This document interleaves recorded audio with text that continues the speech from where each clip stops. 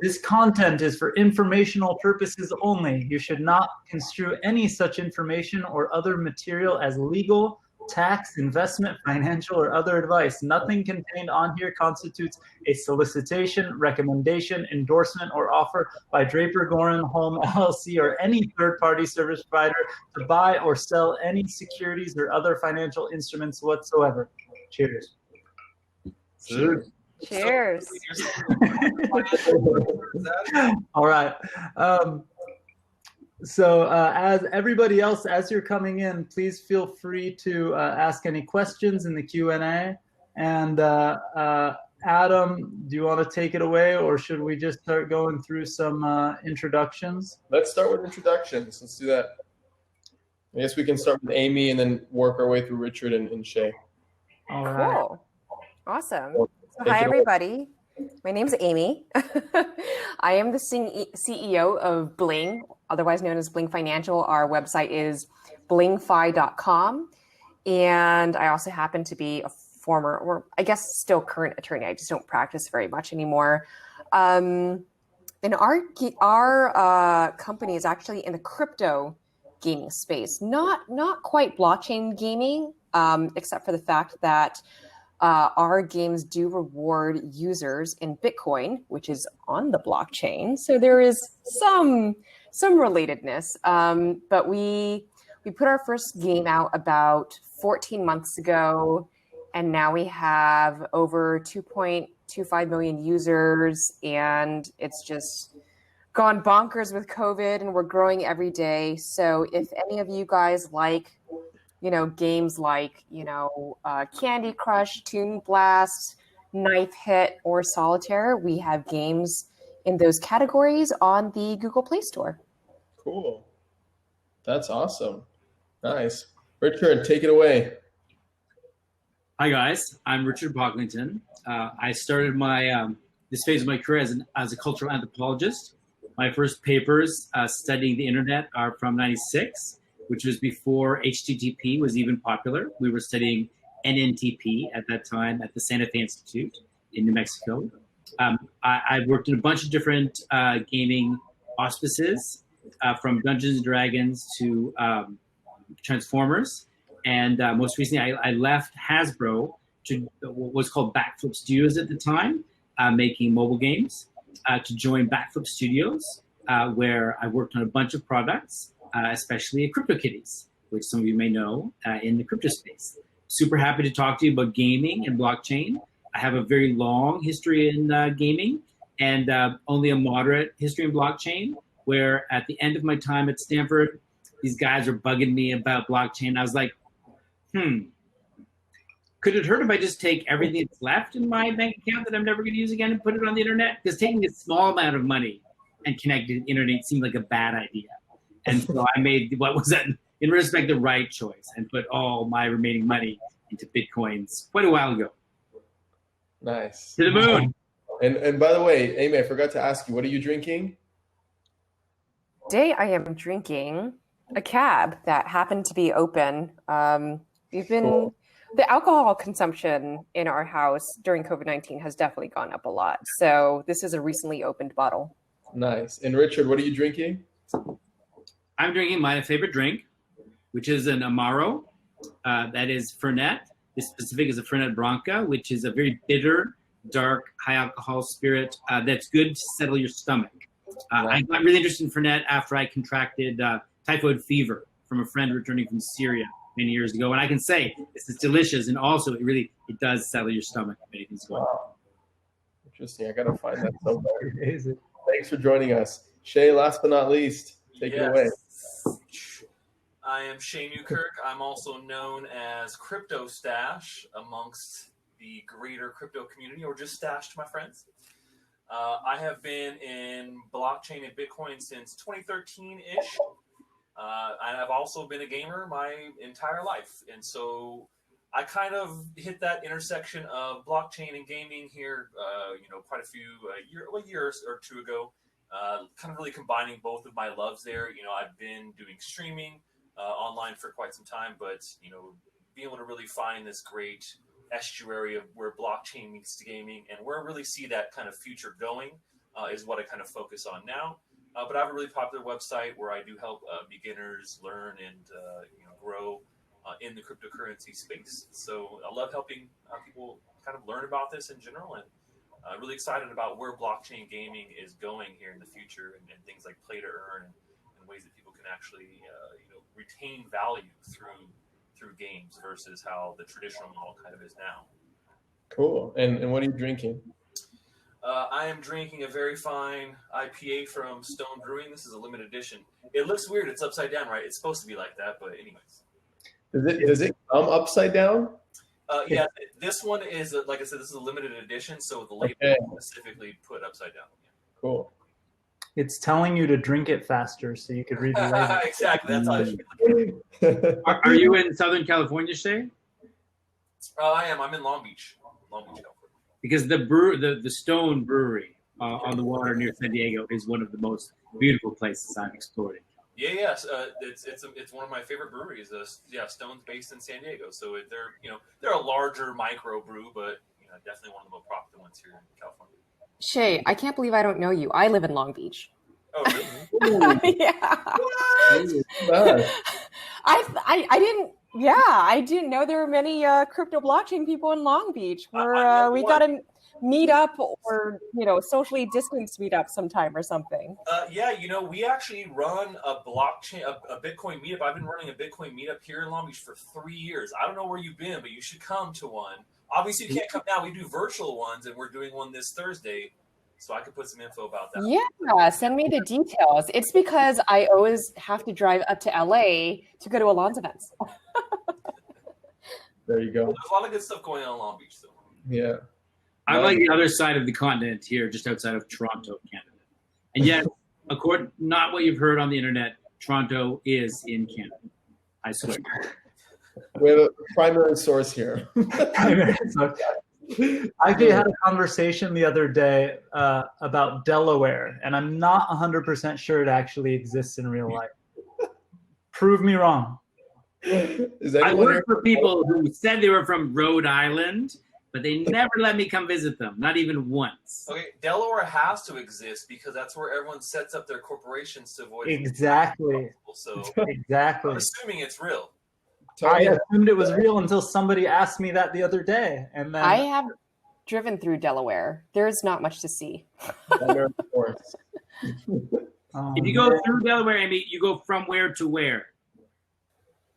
You just drive through it. I think I had, what it was is we were on our way back from a wedding and we stayed one night in Wilmington, and I was just interested because as an attorney, I formed so many companies in Delaware. I was like, so what's there? Is it like all these courthouses? No, it's just like, looks like suburbia.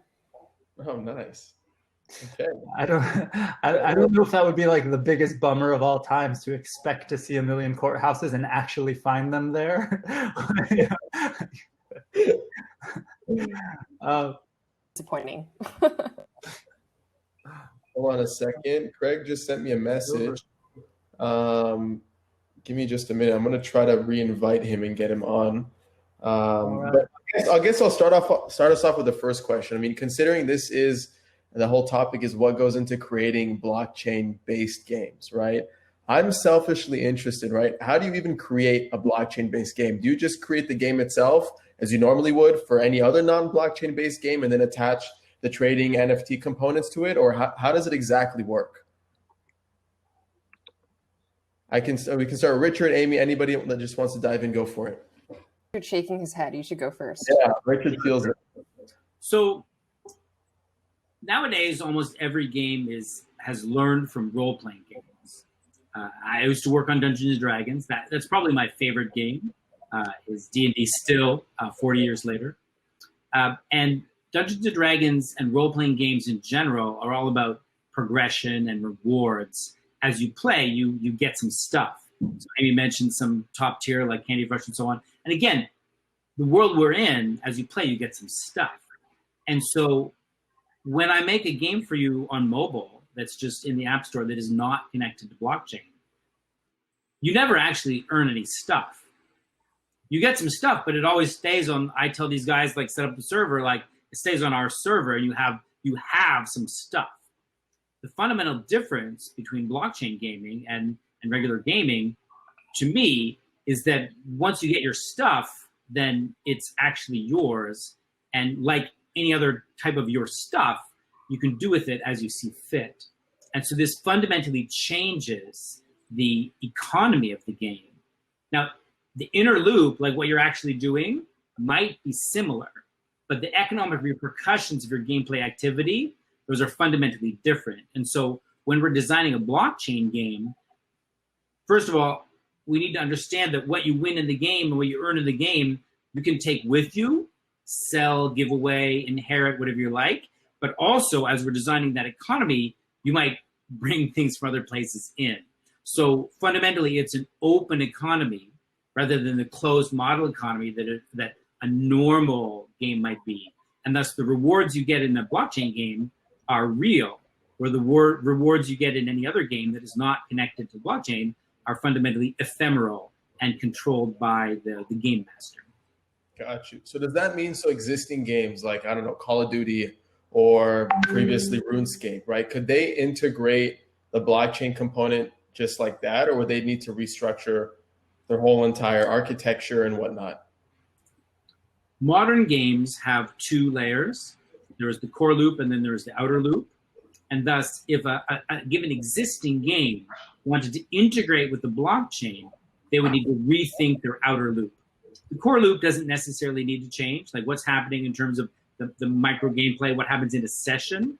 But fundamentally, the rewards that you gain and how you can spend things in the game, you have to rethink that entire system to allow an open economy rather than to use a closed model economy that is completely within the control of the game master.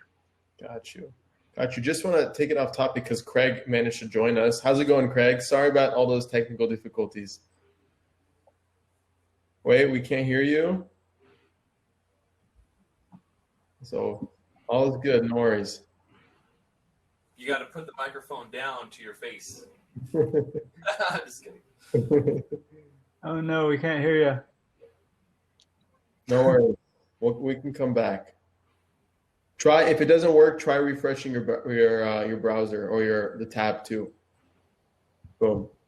Cool. Anybody else want to add to that last point, Shea or Amy? When it comes to actually creating blockchain-based games, right? What necessarily goes into it, whether it be modern games. I also see in the comments right now, someone's talking about how games still need to be hosted on local service, but the efficiency of the assets, right, could be transferable on blockchain. Feel free to touch up on that.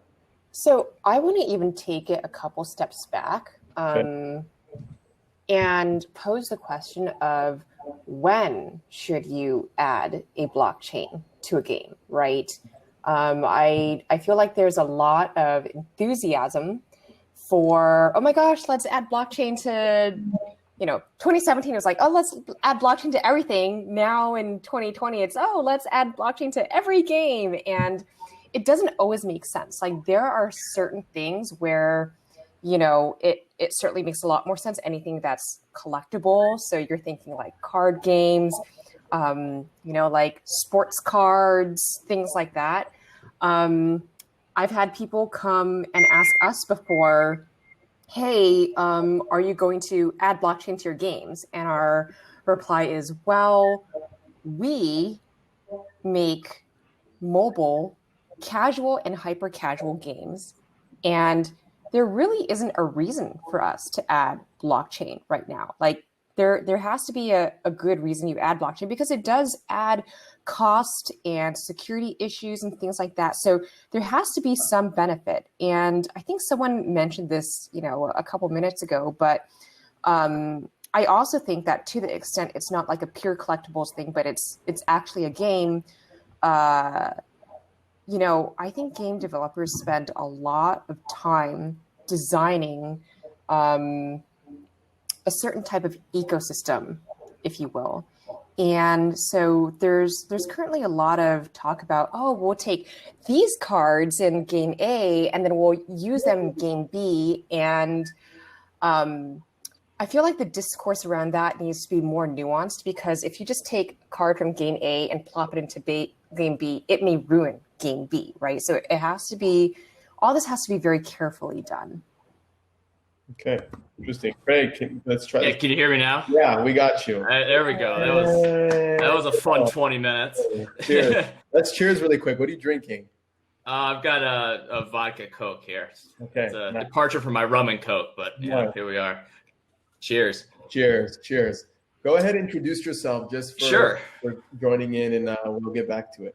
Yeah, so I'm with Polyient Games, which is the first investment firm that's wholly focused on NFTs and blockchain gaming. Coupled with Polyient Labs, which is an early stage blockchain startup incubator, we're really leaning into the space, and are particularly interested in the NFT asset class and a lot of the unique application layers that you can build on top of it. But overall, hopefully my inability to get into a simple webcam chat doesn't speak volumes about my technical abilities. But I'm looking forward to this. No, all is good. It happens a lot. Sometimes we encounter technical difficulties ourselves. No worries. But thanks for joining us. It's been you making yourself feel better because you couldn't get on today for the first 15 minutes. It's all good. Thanks for joining us, Craig. Can you tell us more about, before we go back to the gaming conversation, I'm interested to learn more about Polyient. For sure. Just could you tell us more about, at a high level, when you say invest in blockchain games and NFTs and stuff, are you purchasing like NFT artwork to sell later at a premium, or investing in the companies building this stuff? So we're particularly interested in the startups that are developing the underlying infrastructure layer, because as everyone here knows, right now it's very early days. From everything from the pain points that we're feeling wash over from the DeFi space on Ethereum to just the general scalability of things like minting, transfers, integration into games, Web 3.0 wallets, everything that goes into this. It just makes this, a consumer's nightmare, essentially. And so we're very much interested in investing in startups that are tackling these core issues, both from, the underlying infrastructure, as I mentioned, minting, marketplaces, what have you.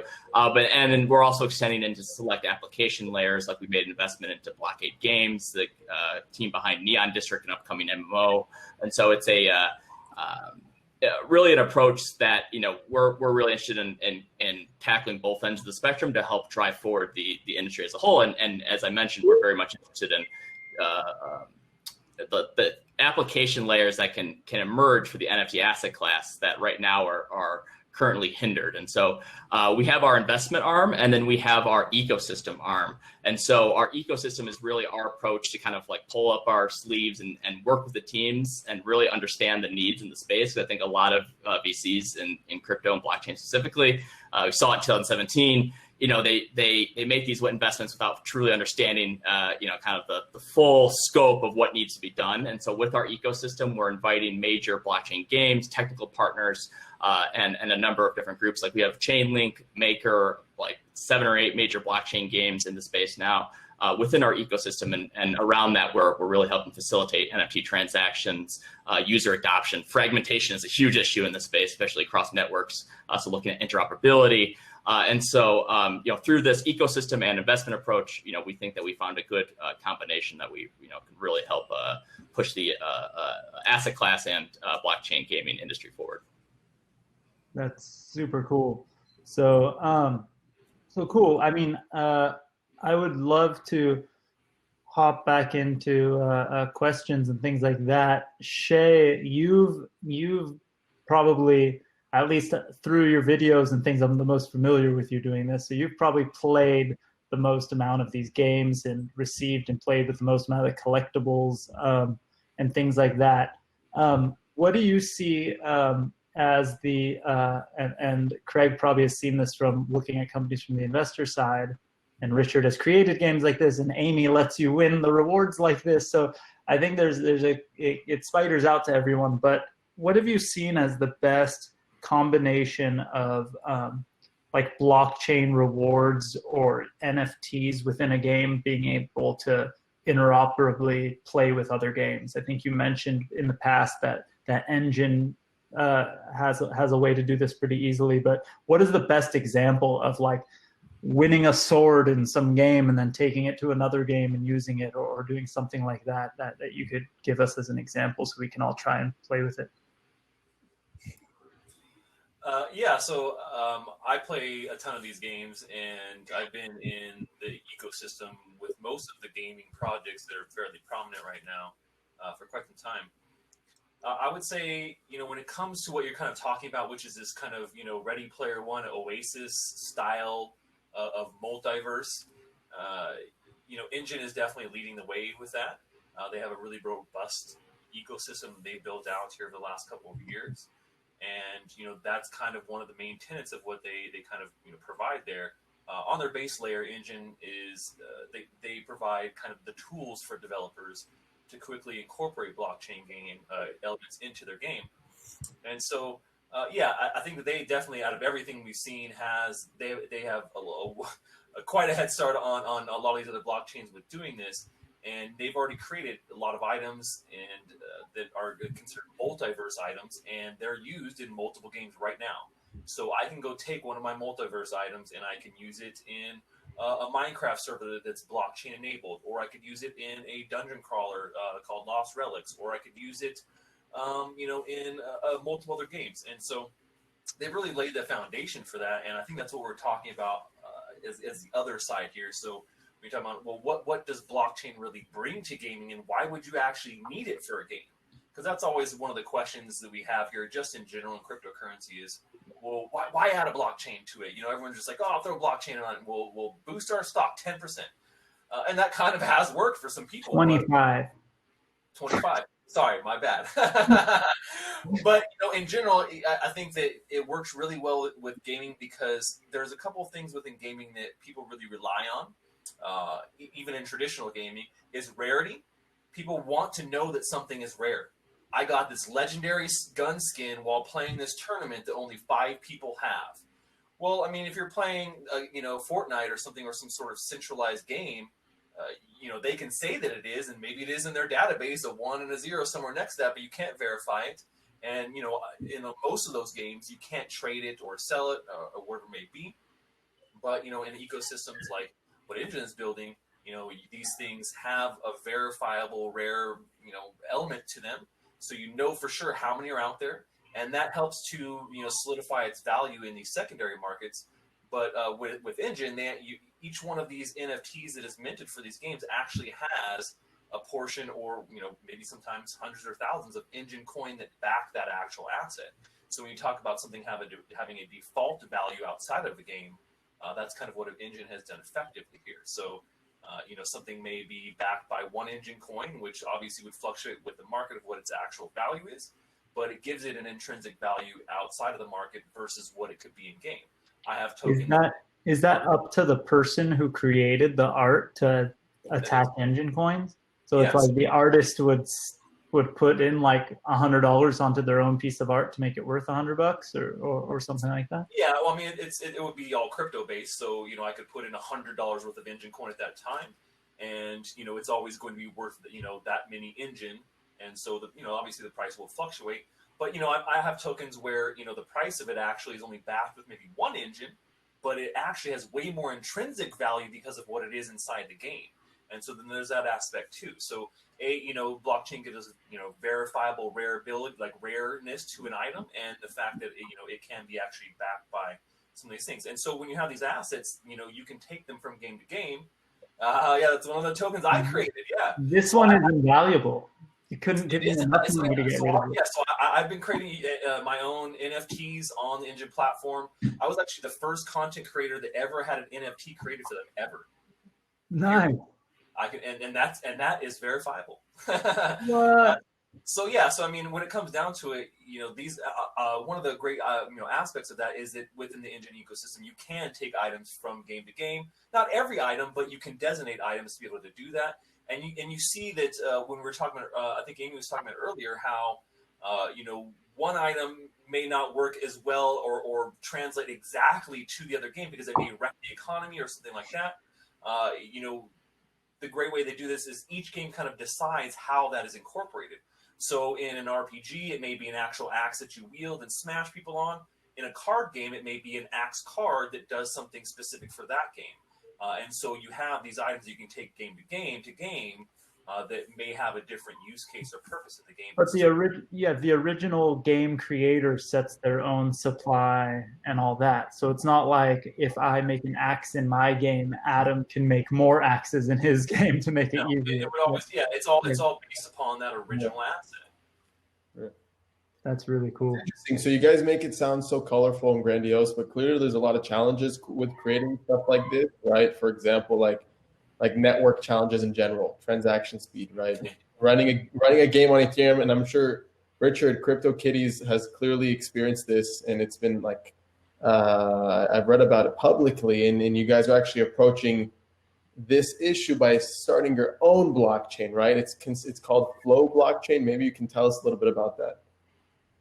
Oh yeah. So most of that, I want to support everything that has been said. The issue that we encountered with CryptoKitties is that as soon as we built a crypto game that had any measure of real consumer uptake, we immediately broke Ethereum. And so, first of all, that was awesome. That's amazing. That completely sucked. And so that's kind of like, I love technology. I continue to invest in new and different and interesting technologies because that's the sweet spot. It's awesome and it sucked. And so what we recognized from the success of CryptoKitties was that a successful crypto game was enough to just destroy the platform.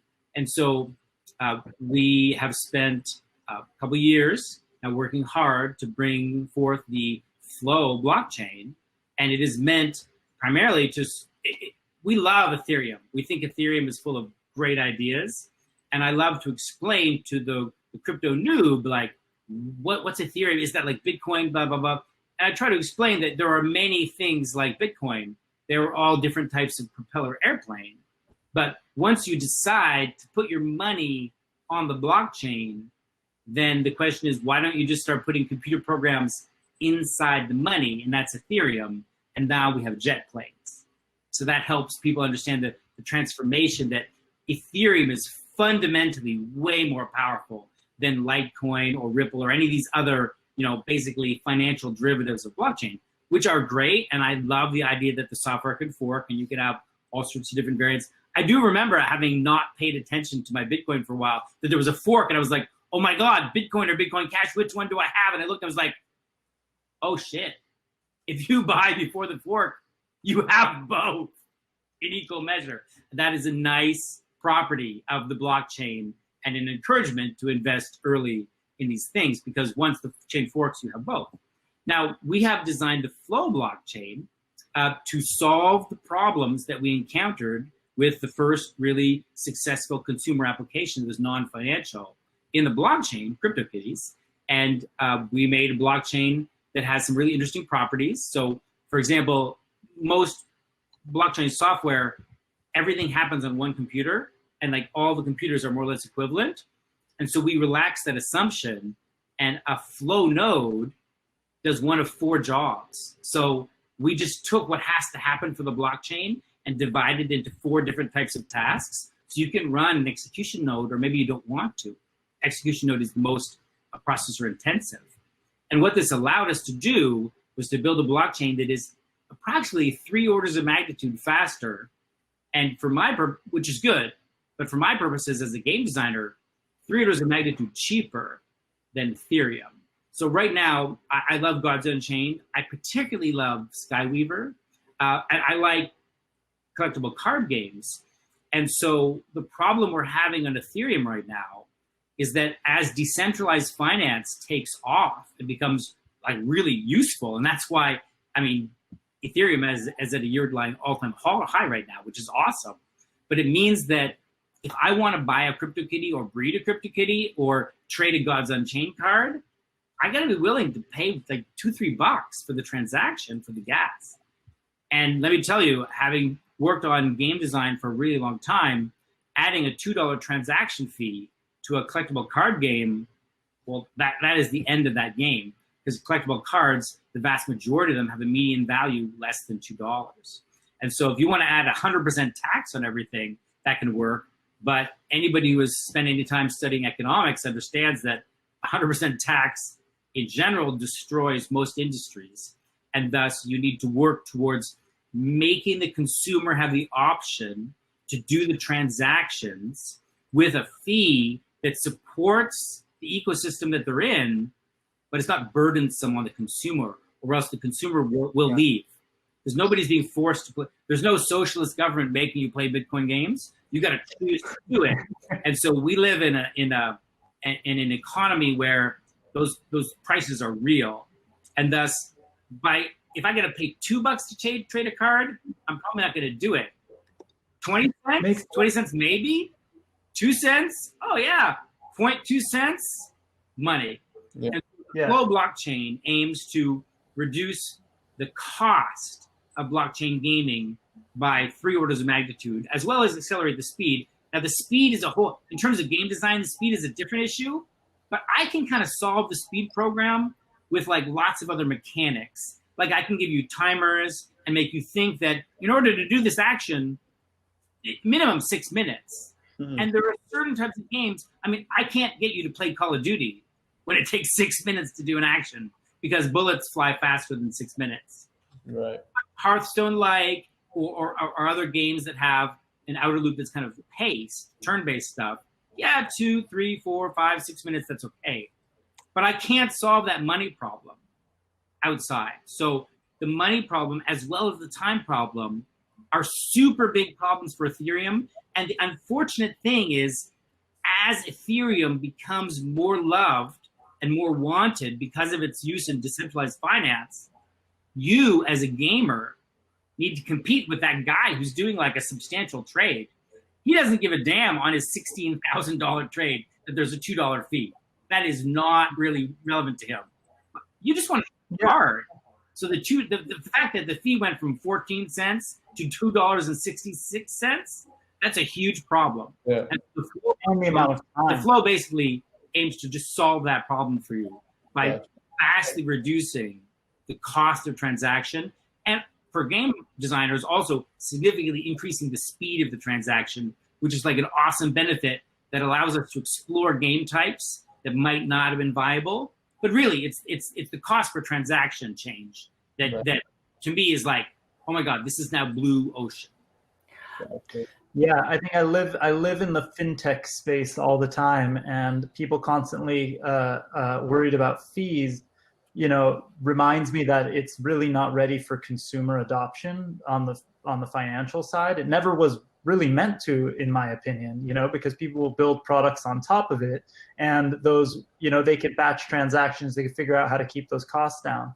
But if I think back to being a kid and trading baseball cards or comic book cards or magic cards, I would trade cards all the time with my friends in their garages, at their houses, at the comic book shop. But I would probably never do a trade if it's like, Shea's going to give me this card, I'm going to give them this card, and then we each have to put in $2. Like that would have never happened, because $2 were a pack of cards or a comic book or something like that. So it makes a lot of sense. Maybe to add something to that, yeah. So on the topic of transaction fees, because we pay people out in Bitcoin, and essentially we do a lot of micropayments. I mean, you could play our game for like 5-10 minutes and, cash out like fractions of a penny, right? And so we've had a lot of users write into us being like, hey, I want to be able to cash out to my wallet. But the problem is with micropayments, if we let you cash out to your wallet, by the time you get something, there will be nothing from the transaction fees, right? And so the way we found around this was by cashing people out to Coinbase, which I know is not people's favorite thing sometimes. But you know what? If it's an off-chain transaction, it's free. And the number of transactions we do every hour it's pretty insane. I mean, we have over 2 million users, right? And so, for us doing on-chain transactions, like with our rewarded app and the fact that we do primarily micropayments, it just doesn't work. Well, you guys Think are about talking that as 1,000 times cheaper. What you could do. Think about what you could do if those payments were 1,000 times cheaper. Oh yeah, I mean, here's the interesting thing. If you look at the landscape today of other rewarded games, like people do the same type of games, but with cash, like with US dollars as rewards instead of Bitcoin, right? And the interesting thing about that is they make you, it's kind of scammy actually, they make you play until you earn $10, $40 before you cash out. But they make it almost impossible for you to earn that $10 to $40. So A, they're making the arbitrage, but B, it's because the way they cash you out is through PayPal usually, which charges a huge transaction fee. And so whereas most rewarded apps in the cash space, they'll usually have like one big winner and then like almost no like little winners of like, you know, the small amounts that you make. For us, we're able to make it much more democratic because we actually pay everybody. And it's because of transaction fees. Yeah. And I thought that was great, actually. I stayed up one night, and I think it took me like 2 days to earn enough to get it. And my mind was blown at how quickly and well it worked into Coinbase. And so that was great. Actually, one of the reasons I got into crypto was because we would be building crowdfunding sites and things like that, and we couldn't send small payments because the payments would cost $1 or $2 just to pay for Visa and PayPal and crap like that. And now we're getting into that territory with crypto, which is a bummer. But I think Shea, we had a bunch of questions and things in the chat, and Shea, you wanted to touch on some of the scaling solutions and some of the things like Wax, which it sounds like is going the direction of what Flow is doing. And I bet, Craig, you probably are looking into this a lot. I'm assuming every one of your portfolio companies dealing with this on a major level. Yeah, so I mean, when you talk about transaction fee scaling solutions, Bitcoin Lightning Network, I don't know if you guys are using Lightning for your app, but I mean, that's what you probably should look into for micropayments. It's horrible if you're just using BTC on-chain transactions. If in the current situation it is right now, obviously with this explosion of DeFi, we've seen, gas fees go incredibly high. I haven't been doing anything on Ethereum, including playing or trading Gods and Chain cards, which I used to do quite often. So everyone who has built things on Ethereum is all in the same boat, and some of these larger companies are actually working on their own solutions. So Engine is working on what they call Efinity, which is a scaling solution for Ethereum. And it's going to be able to, it's obviously specifically aimed at games and, the developer SDK that they have out. So I believe that's going to be out here in December of this year. What was that called again? It's called Efinity. Oh, Efinity. Yeah. Okay. And then Gods on Chain themselves are actually working on their own Immutable X, which is kind of like a hybrid NFT exchange solution that also deals with those same, scalability solutions in Ethereum as it is now. Now, obviously, once we get to 2.0, whatever that may be, that may change a little bit different. But then you look at other blockchains like Wax, who have essentially taken EOS.io technology and created their own blockchain with it. And you have Instant and pretty much. I mean, you can put thumbs down, man, but they're working right now. They're crushing it right now. So as much as you want thumbs down, them EOS, massive volume through their network. They've had multiple. Large IPs come on board that have sold out within an hour, or even sometimes even less than that. And the trading and back and forth has been amazing. And you can, like what we were talking about earlier about Engine backing with assets through their new Atomic protocol. You can also back your assets or your NFTs on Wax using Wax tokens as well. So, we've seen a lot of really great progress, I think, with that blockchain in general and the direction they're going. Right now, obviously, Wax is a little bit more focused on collectibles versus on games, but there are games that are being built on Wax. One of the ones that's coming out pretty soon is called Cogs, which I think is going to be pretty cool. It's kind of like a throwback to the 90s Pogs era. If you guys are around for that or know what's up with Pogs, but they've actually, that's actually a fully on-chain game. And every action, every part of that game is actually on chain. So everything that you do, everything you're seeing is being done on chain, and you can do that on Wax because of the speed and transactions and the fact that there's zero transaction fees and it's incredibly fast. So there's a lot of solutions out there, and a lot of people always say, every time I bring up the issue, and I've done videos on this, I've talked to my community countless times about this, and they always say, well, what can we? I say, well, what can we do about this, guys? What can we do about Ethereum's fees right now? Because there's so many games built on this that people love. And everyone just says, oh, go to another blockchain, go to another blockchain, go to a different blockchain. And I mean, that's not as much as you want to say that's an easy solution. Even if with like smart contract, compatibility, it's really still not that easy to solution, even for an existing game. We even saw this with a recent game called Dissolution, which is a pretty large scale space MMO that was on Engine, and they're actually transitioning away from Engine into their own smart contract for Ethereum. But it's not an easy transition no matter how you do it, especially if you're already an established game with assets out on the market. To be able to just jump chains is not the easiest thing. Interoperability is something obviously we need to work on in the space, and we're getting there. We're getting there. Sure. I want to jump into QA really quick because people are tossing some really interesting questions. The first one I'll kind of just break the ice with. It's kind of funny and it's a little calling you out, Shea, but we'll do it. Do you need a gaming chair to be a pro gamer? I saw that question. 100%. Is that a thing? 100%.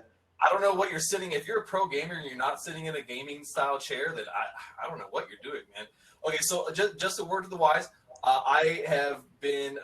I'm a developer, so I own a web development company. I've been a tech guy and a gamer for a really long time. I spend a lot of hours in my chair in general, and I've tried all the different styles. And to be honest, man, these gaming chairs are the most comfortable and they're the most durable. So if you spend a lot of time in your chair, you have to or you want to. So a lot of times these kind of gaming style chairs are actually really useful. We'll put your Amazon affiliate link. I wish I had. I don't, man. But how dare you? I'll tell you this though, because we're a gaming company, right? And so when I do screening interviews for the roles that we're hiring for, if you are in a gaming chair and don't say any red flag answers, I definitely give you extra points for that, because it shows me that you are really interested in the gaming sector and you're not just looking for another job. Right. Hey, noted. That is all you gamers out there. Noted. Okay, so another top-rated question. So best blockchain for storing, trading, and selling gaming acquired assets like swords, armor, and my rare Kyber crystal found on Tatooine. Or what is it? You are just completely credibility whatsoever. All right. Next question. No, I mean, I guess outside of that last part, what's the best blockchain for doing something like that? Right now, the best blockchain, the most used one for that right now is Ethereum. I mean, what is really the best one? That's a hard one to say, obviously. Like I said, there's a lot of great things that are emerging right now, and Okay. We're still so early. I don't know. There's nothing super AAA on a blockchain yet. So I think until we get to that level, who's going to win out, what's going to win out, I don't know. Yeah.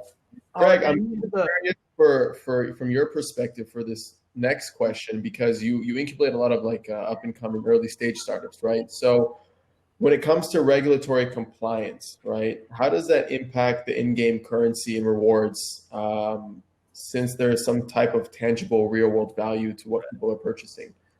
Well, I think it really comes down to the fact that anytime you convert, from crypto to fiat, those bridges have to be accounted for. I think right now, with the complexities associated with play to earn and DeFi, there's not any real guidance. I think 2017 with CryptoKitties, the SEC, was a little bit of a flag trying to figure out what exactly are these things. But right now, NFTs, at least in the current regulatory perspective, is they're considered collectibles.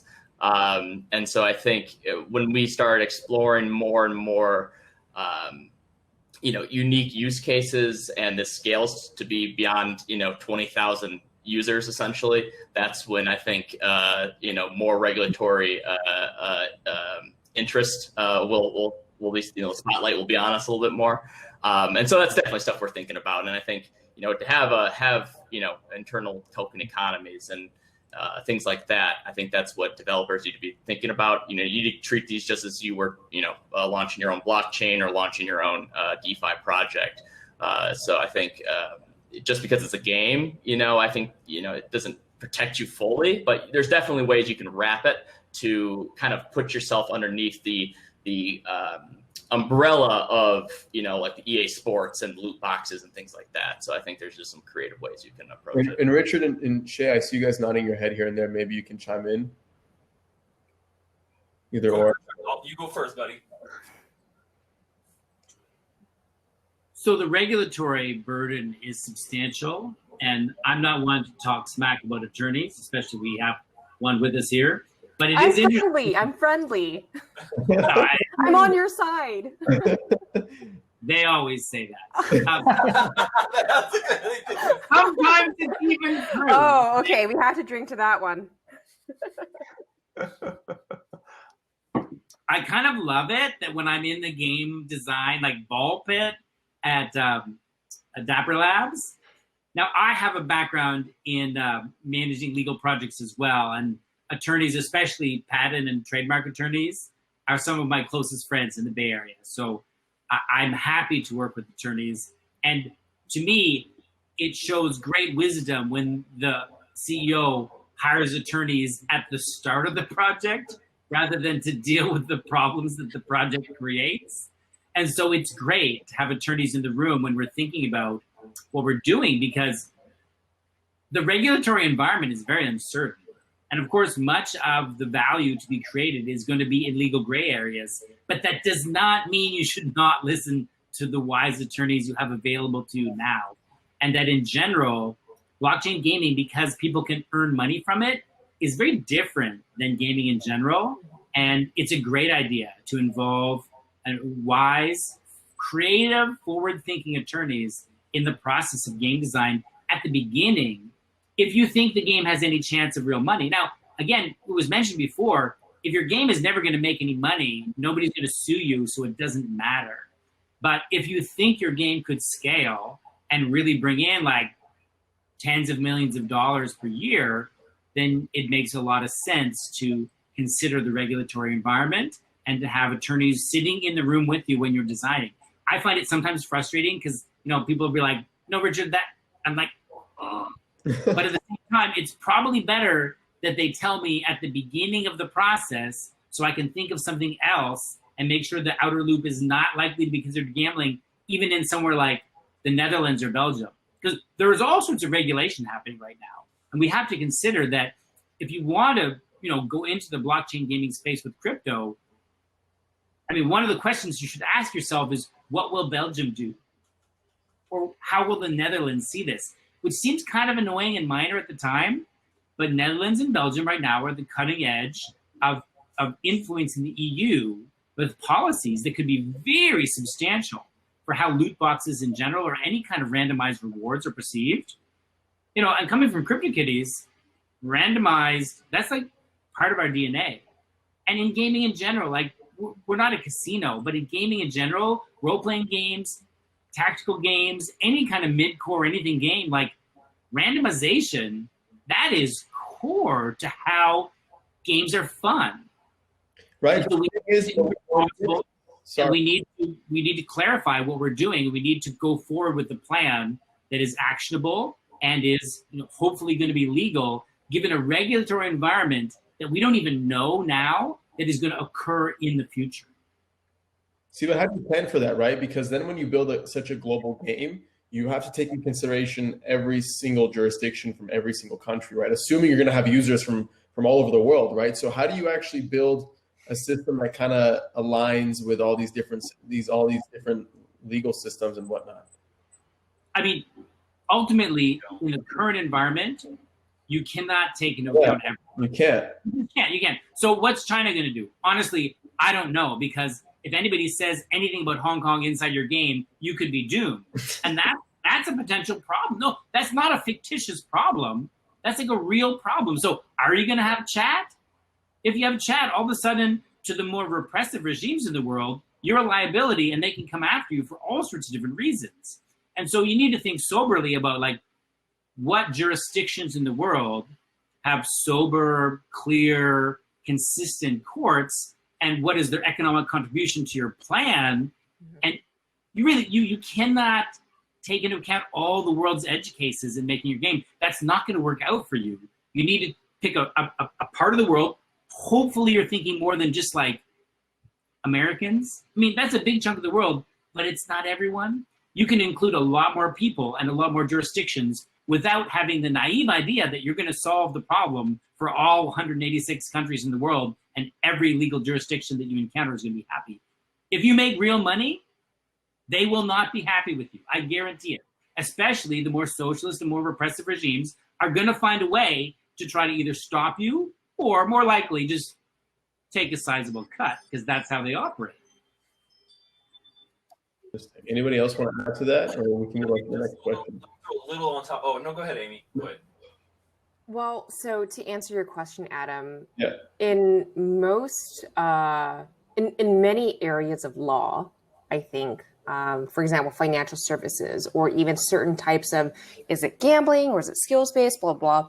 Usually there's a couple of leaders that kind of, you know, they put out the regulations, then they set the stage for, you know, their jurisdiction. But because they're either a market leader or something like that, a lot of other jurisdictions follow them.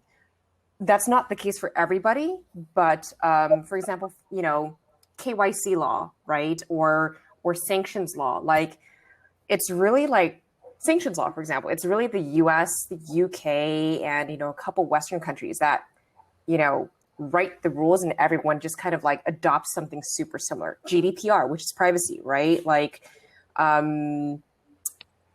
right now, everyone who's trying to comply with GDPR or COPA, it's the lowest common denominator. All the jurisdictions that are now starting to come out with privacy rules are coming out with ones that kind of like fit into it, not 100%, but you know, kind of. So usually that'll capture like 80% of, you know, what you're trying to get at, I think. Okay, good to know. Shea, did you want to add something to that? Yeah, just real quick. Like, so, you know, when it comes to like regulatory environments and kind of the history of digital assets online have been around and been traded for money for like for 20 years already. I was selling digital gold on eBay in 2001 for the very first MMO that was ever created. And people have been doing those things since then. And so, you know, we talk about, well, what's the regulatory environment in the United States? Obviously, it's you know, fairly unregulated because you look at some of these game skins that people have got. I mean, there's skins that go for $50,000 on some of these marketplaces, and they're not blockchain-based items. They're like skins for CS:GO or something. Those types of items, I don't see necessarily regulation going after. It's the randomized loot box type of items that really I think that they would be going after because of the gambling aspect of it. So if you're earning an item in a game or something of that something like that for some sort of action, I don't necessarily see that being a regulatory issue. But when it comes down to these randomized things, that's definitely something that has come to the forefront. You know, especially here in the United States with games like Fortnite that become very popular, and then you also see people betting using skins. So they'll bet on matches or other things, actually using the in-game skins as a currency for that too. And so those things I could definitely see being regulated. Now, when it comes to like global regulation, that's an incredibly hard thing to do. But when you look at like some of these large-scale AAA games that are global-based games, a lot of times they'll have specific shards or specific, you know, arms of that company that are aimed just at that demographic. So Korea or some of the you know, Eastern countries, and then, you know, Western ones, Europe and the United States, because of the difference in regulatory bodies. But if you're going to be able to capture those markets, you know, you see major AAA titles being able to do that, but they definitely have to have specific, you know, arms within those things to be able to navigate some of those things, like you said, which are kind of hard to do. But to capture the major markets, major gaming markets, you want to be able to at least be able to do that if you're hitting that AAA status. Okay. I largely agree with what you said. The only thing I will add is that I've actually met one of the prosecutors from the DOJ, who his job specifically is to go after money laundering operations in games and laundry detergent, which I'm like, what? Laundry? Apparently it is like, it holds a stable value wherever you go. But he's prosecuted cases before in, like people doing stuff on like World of Warcraft, because I guess it's easier to launder money on World of Warcraft. I don't know. But apparently that's a thing. Yeah. What's his username? Could you give us a description? Maybe like we'll put on a wanted post. He's actually based in LA, and like I met at an attorney event, and she's like, "Oh yeah, my husband prosecutes this stuff," and I was like, "Oh," and then I ended up meeting him some time later at like a babysitting like all pair event, and yeah, we talked a lot about crypto and money laundering. It was very interesting. Nice. I would say a quick thought along percentage of people who are like actually legitly trying to use it to launder money. I mean, I'm sure there's definitely people out there, but I think the general kind of consensus is that's probably really low on the totem pole of money laundering.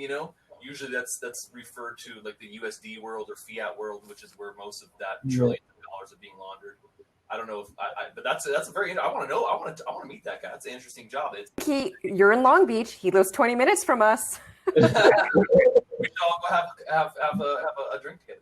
There you go.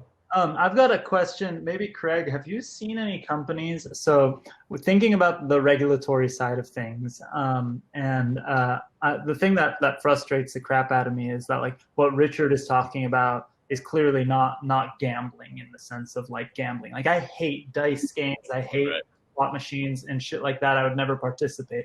But I love Dgens, one of our companies who does Ethereum sports betting, because it's just a two-sided thing. Like I can bet $20. I'm cool with that. And then gaming is a whole different thing. Like what you guys are talking about, it's clearly not gambling, right? And it shouldn't be regulated in the ways that it might try to be regulated, because governments try to control certain things and want to whether we agree with their reasoning or not, they kind of throw a wet blanket on things. Amy doesn't know anything about this coming from the crowdfunding space. But what I'm wondering, Craig, has the similar way that people are looking at DeFi and DAOs and things like that, are anybody looking at creating game DAOs or things like that? Because like Ethereum, if we looked at it, objectively, would have been major securities fraud, but at a certain point it's decentralized enough and you can't unring that bell, right? So can we do that with some epic gaming company or something like that kind of pushes the limits but is decentralized, so nobody's in the same jurisdiction? Yeah, and I think that's what a lot of early groups are striving towards, because at the end of the day, things like loot boxes, airdrops, especially if it's outside of a platform ecosystem, the SEC is very clear on their thoughts on things like chance and airdrops and stuff like that. But when you get things like Engine and more recently Polyient Games ecosystem, it gives you a little bit more flexibility in what you can do with actual users that are already signed up within a framework. But the big movement that's coming, and I don't know if this has been mentioned yet, is really that play to earn push, where essentially I can earn, whether it's liquid cryptocurrencies or NFT rewards for completing certain tasks within games, whether it's single player or competitive. And what we're starting to see and what we're trying to promote is this idea of decentralization, where at the end of the day, you want to be at a point where if the SEC comes a knocking, you can say, hey, I can't shut this off. This system is self-sufficient. It's sufficiently decentralized. And obviously that's a constantly moving target for some of these early teams. But I think the more you can kind of adopt the concepts of DeFi and bring them into these internal game play to earn type economies, I think that's going to spell a lot of advantages long term. And that's really, a major focus of ours, especially, is how can we bridge, the traditional cryptocurrency investor and bring them into the NFT space. So a lot of people today are thinking, hey, how do we get the Fortnite user to come and play my blockchain game? And the reality of it is it's not going to happen. I think the best shot on goal, obviously, is what Flow and what Dapper Labs is doing with like Top Shots. I think that's a huge fantastic, use case. But when it comes to like more traditional games that aren't necessarily collectible based, it's a really big uphill battle that I think a lot of games need to think about creative economies first versus like, trying to go and capture the top game on Steam. And really understanding that as indie game developers, that gives you, a little bit of flexibility as, early adopters of indie games are usually, hardcore and want to see you succeed. But this concept of like, blockchain gaming and Fortnite and Call of Duty, it's not reality. And if you've spoken to any of these major publishers, you'll know that this is not on the radar. And this is, I think it was talked about earlier before I was trying to not break my way into this chat. The internal systems that these major publishers have, publicly traded major publishers have, those are things that will take years to evolve to adopt new technologies. And so I think at the end of the day, as indie game developers, you should really own the crowd that you can capture. And what we're trying to promote is that idea of how do we get the cryptocurrency investor, cryptocurrency user into this space, get their hands on NFT assets. And I think a big part of that is liquidity. And I think things like fractional NFTs, in-game tokens, utility tokens, that's what's going to really make the blockchain gaming space explode. And, with any influx of capital will become, a lot easier to convince mainstream consumers of the ultimate adoption. And I think, once we remove Web 3.0 wallets and transaction fees and all that nonsense, that's where, then I'd be like, yeah, let's go try to get some of these, Fortnite players to come play these games. And but at the end of the day, I think a lot of groups have thought about this incorrectly. And I think what we're already seeing, and we've got a lot of cool things coming up with some of the ecosystem teams and direct investments that we're supporting, is this kind of concept of internal economies that leverage both liquid and illiquid NFT type tokens. So I think that's going to be really the next logical step for the space. Have you seen anything almost like somebody's got to make this? Somebody's had to have already made this. I couldn't have just thought of this, but like a Uniswap or Balancer type of pool, but with NFTs on one side. We are actually doing that ourselves. So essentially, we're introducing what are called Polyient Games Founders Keys. And so these are NFTs that provide lifetime rewards within our ecosystem. Again, it's all about building this third-party ecosystem where we can begin to aggregate the users and tackle some of this fragmentation that we're seeing. And so what we're actually doing is we have a pool of 20,000 of these NFTs, and we're actually going to fractionalize those and allow users to have the ability to fractionalize those to create liquid, what they're called Polyient Games particles, XPGPs as the ticker will be called, essentially will help facilitate a number of internal DeFi use cases for our partner games, as well as allow us to provide liquidity pools for these play-to-earn type utility tokens that, whether it's Axie Infinity or, what have you, you can go and have actual liquid markets to trade those for, real cryptocurrencies that are used across different platforms. And so that's, in addition, that's on our ecosystem side. That's something that we're definitely thinking about and very bullish on. Yeah, because I mean that's where you get to, right? Liquidity on those tokens. I have 10,000 Alon tokens that I that I minted, right? Like some NFTs. Now, if I put them into some kind of pool like that, I can put in 100 DAI or some small amount, and each one is worth a fraction of a penny. But over time, it could rebalance, and people could decide owning the Alon tokens are better, and all of a sudden it could be worth more, right? Right, and I think it's having that liquidity and that actual bridge for traditional cryptocurrencies investors to participate in those markets. Again, all in a decentralized way. I think centralized exchanges versus decentralized exchanges, there's a big shift going on in general. But essentially, if you can have these utility tokens that, for instance, I'll keep using the example of Axie Infinity. There's Simple Love Potion, SLP, for example. You win it for completing tasks within games, winning competitive, competitive matches.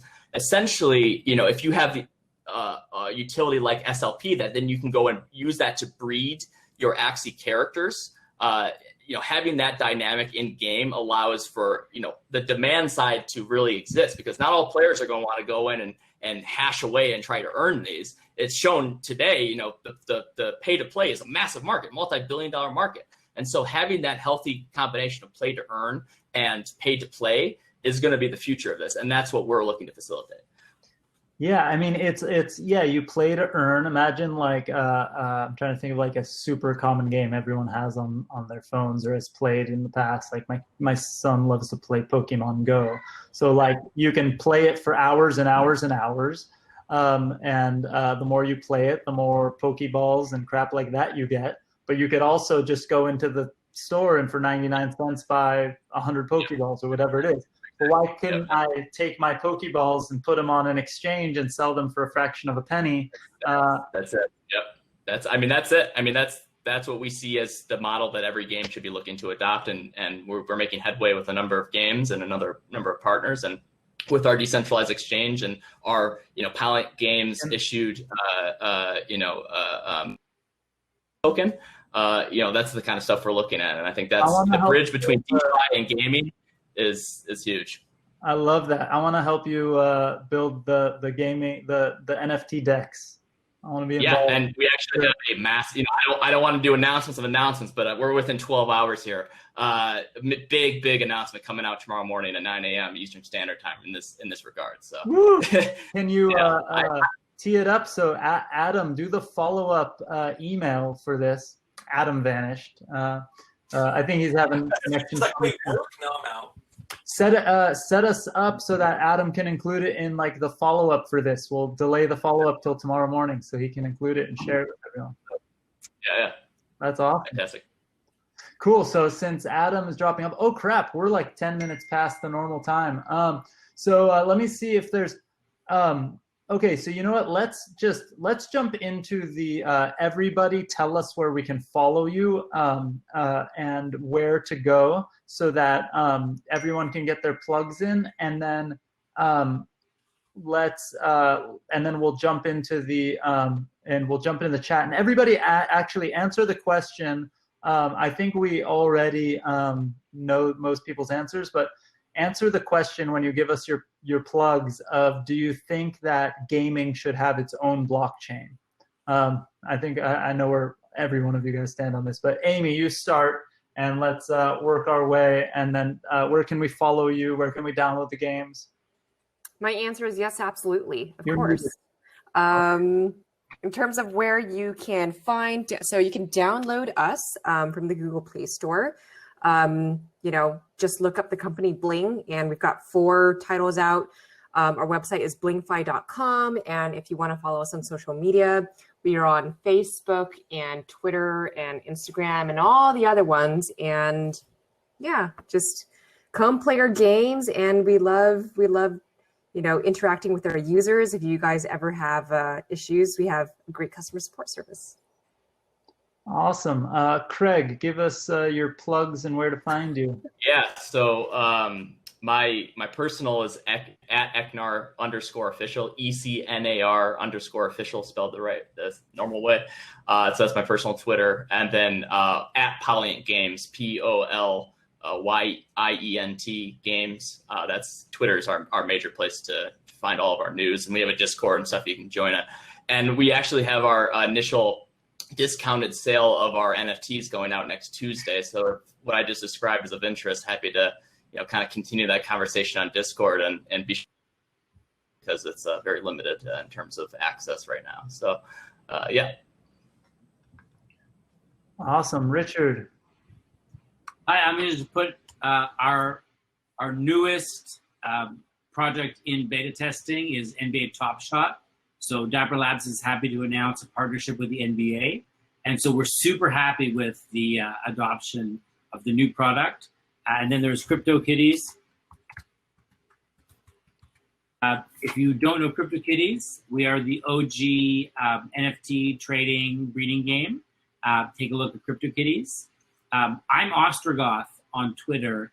I'm not super active on Twitter, although I have had a Twitter account since 2009. So maybe I should use it more.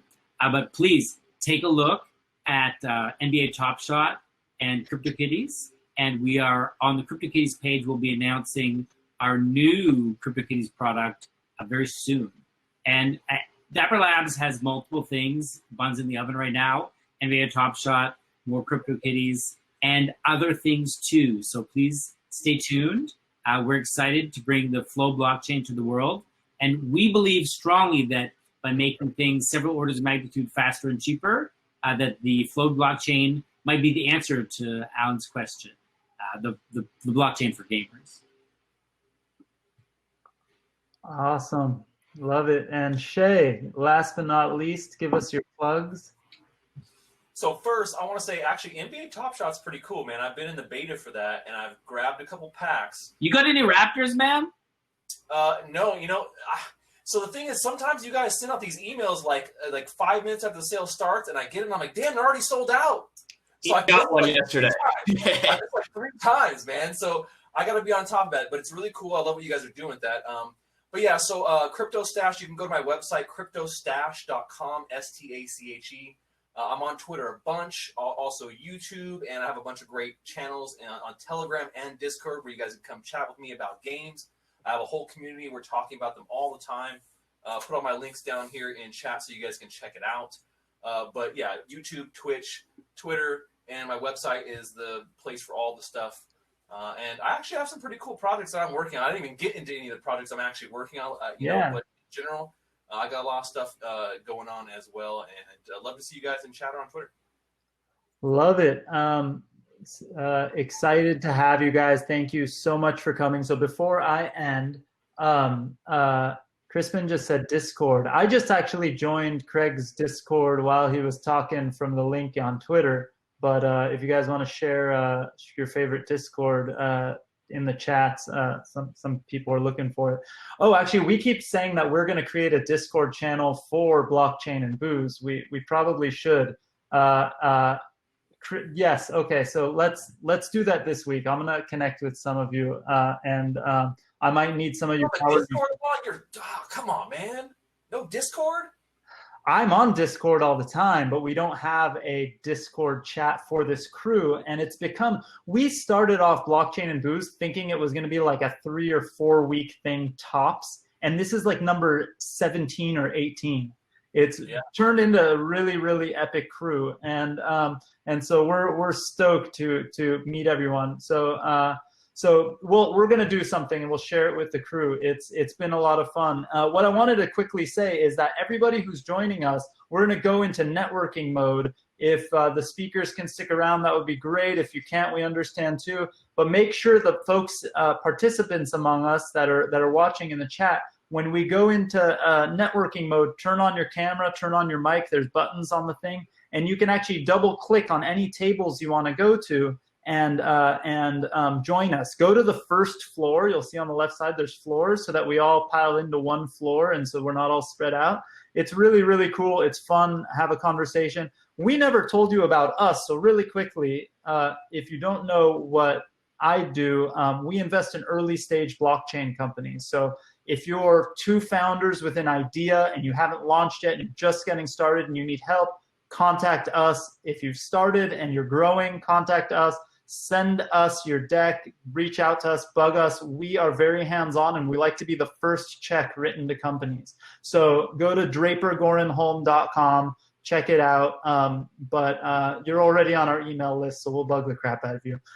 Thank you so much for the speakers for coming, for the attendees for coming. I really appreciate all of your time. I feel like we need to do a gaming one like every other one to catch up because it's one of my favorite topics and I don't do enough in the space. So I'm going to start leaning on some of you a lot more. Craig, I'm going to bug you for sure. Richard, I'm going to check the NBA Top Shots, and Amy, I play your games already all the time. And Shea, virtual high five. Thank you so much for coming. When I turn this off right now, we're going to be jumping into tables. I hope to see some of you there right now.